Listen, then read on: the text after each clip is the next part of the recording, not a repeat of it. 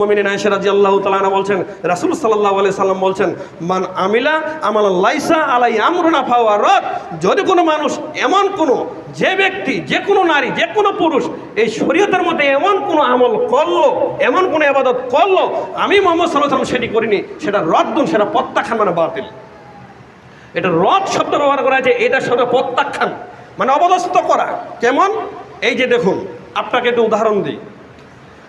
ধরুন 50 জন ছাত্র একটা কি বলে এটা, একটা রুমে পরীক্ষা দিচ্ছে। পরীক্ষার সময় দেওয়া হয়েছে 3 ঘন্টা। তা 3 ঘন্টা পরীক্ষা দেওয়া হয়েছে সময়। একটা ছাত্র কি লিখেছে বা অনেক কিছু ভালো ভালো লিখেছে, কিন্তু সে পরীক্ষা শেষ হওয়ার মানে 3 ঘন্টা পূর্ণ হবার আধা ঘন্টা আগেই খাতাটা জমা দিচ্ছেন শিক্ষককে, খাতাটা জমা দিচ্ছেন। এখন খাতা জমা নিয়ে শিক্ষক দেখছেন যে এ তো খাতারাতে নামটাই লেখেনি। কথা বুঝতে পারছেন? কি লেখেনি? নামটা লেখেনি। তাহলে ভিতরে অনেক কিছু ভালো লিখতে পারে, কিন্তু নাম যদি খাতায় না থাকে তাহলে সেই রেজাল্ট কি ভালো হবে?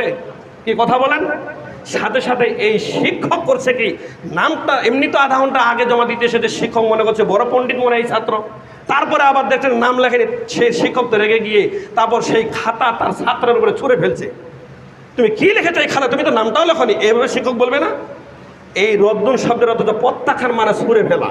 ঠিক বিচারের মাঠে কিছু মানুষ অনেক ইবাদত নিয়ে খাড়া হবে, কিন্তু যেটার কোনো দলিল থাকবে না, নাম থাকবে না আল্লাহ তাআলা, তার উপরে সেই আমলকে ঈদ মিলাদুন নবীকে প্রত্যাখ্যান করবেন, তার উপরে ছুঁড়ে ফেলবেন যে তুমি কেমন ছাত্র, তুমি কেমন ইবাদতকারী। এটা তো নামে নেই, কোনো দলিলে নেই। এটার নামই হচ্ছে প্রত্যাখ্যান মানে বাতিল। শোনেন মুসলিম একরাম, অতএব বলছিলাম যে কোনো আমল করতে গেলে দলিল দিয়ে করতে হবে, নইলে সেই আমল বিচারের মাঠে টিকানো যাবে না, বরং সেই আমলের বিনিময়ে এসে জাহান্নাম কেন জাবের রাদিয়াল্লাহু তাআলা আনহু বলেন, রাসূল সাল্লাল্লাহু আলাইহি সাল্লাম বলছেন, ওয়ায়াকুমু মুহাদাসাতি উমুরি, তোমরা সকলেই নতুন নতুন সৃষ্টি থেকে বেঁচে থাকো।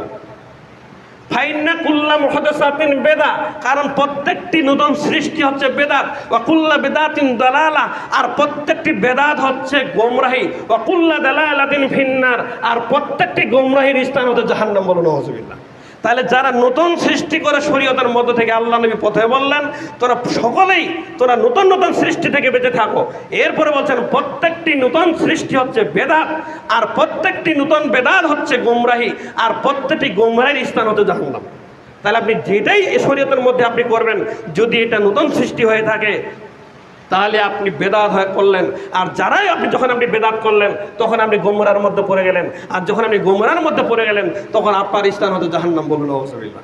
অতএব খুবই সাবধান সম্মানিত মুসলিম একরাম, এইরকম নতুন নতুন সৃষ্টি থেকে বেঁচে থাকুন। তাহলে আমরা মূলত আল্লাহ রাসূল সাল্লাল্লাহু আলাইহি ওয়াসাল্লাম পদ্ধতি অনুযায়ী আমরা ইবাদত করতে পারবো এবং আল্লাহকে সন্তুষ্টি অর্জন